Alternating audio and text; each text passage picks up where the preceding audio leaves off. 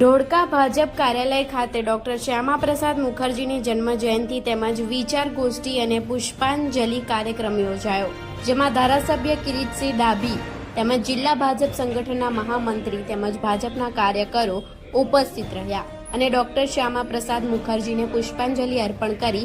Reporter Prakash Makwana, Gujarat crime news, Dholka.